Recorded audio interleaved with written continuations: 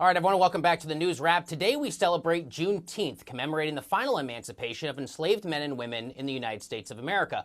And this Juneteenth comes at a time of national reckoning. Representative James Clyburn is a veteran of the civil rights movement. He's also the highest-ranking black member of the United States 116th Congress, serving as House Majority Whip. Very happy to say he's taking the time to join us now. Congressman Clyburn, great to get your perspective and making your Wrap debut with us here, sir. This is fundamentally a different Juneteenth than one perhaps we have ever seen before. The conversation nationally is shifting. Corporate America's state governments are honoring this in ways they haven't done before. What does this tell you about the power of this moment? Well, thank you very much for having me. Well, I'm very moved by what I'm seeing, what I'm hearing. I really feel that it's different this time. I was there in the 60s when we were doing things that we thought should be done to challenge the status quo. John Lewis and I met in October 1960. We were both founding members of what was the Student Nonviolent Coordinating Committee, SNCC. And we were very pleased with the progress we were making.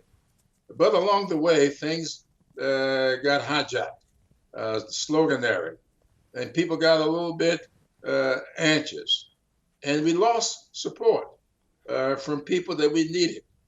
Today, those people that ran away from us back in the 60s are running to the Black Lives Matter movement today. And I'm very pleased with that. I'm trying to do whatever I can to make sure that this time they stay engaged.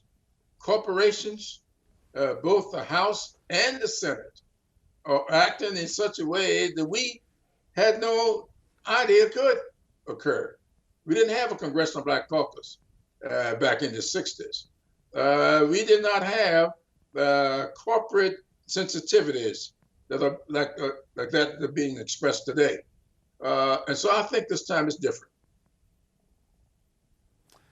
Whip Clyburn, I have to ask you, aside from the Confederate officials, we've also seen statues in recent days be pulled down in communities across this country for some of our founding fathers, people like George Washington, Thomas Jefferson as well, both founding fathers, both slave owners. How do you think we should be reconsidering our slave-owning framers, and should these statues be considered to be taken down?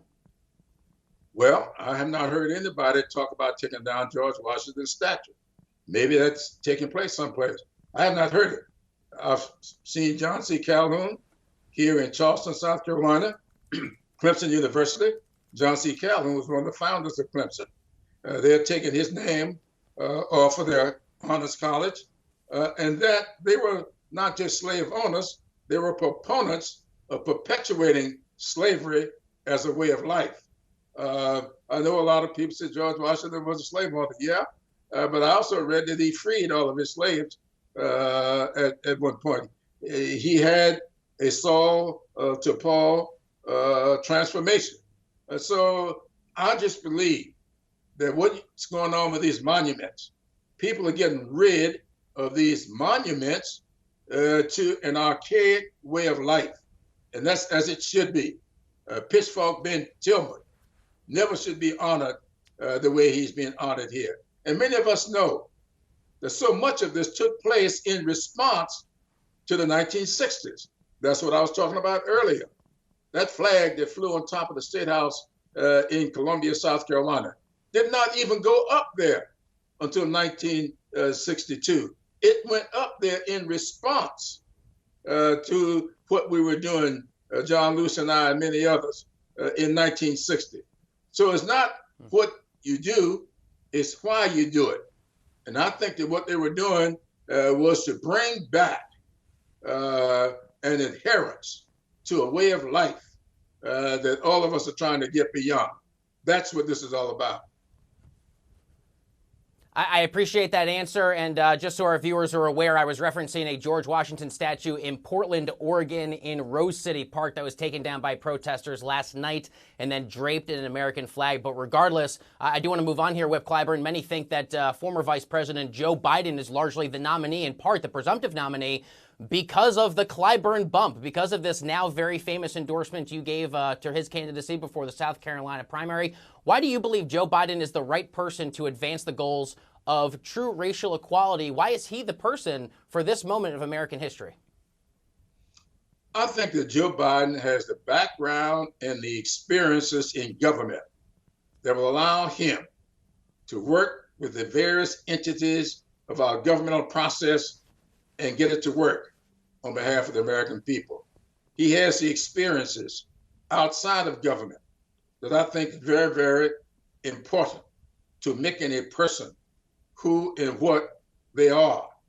Joe Biden has had an upbringing of hard knocks, hard scrabble upbringing that makes him sensitive to what it's like to live in a family with the head of the household going unemployed.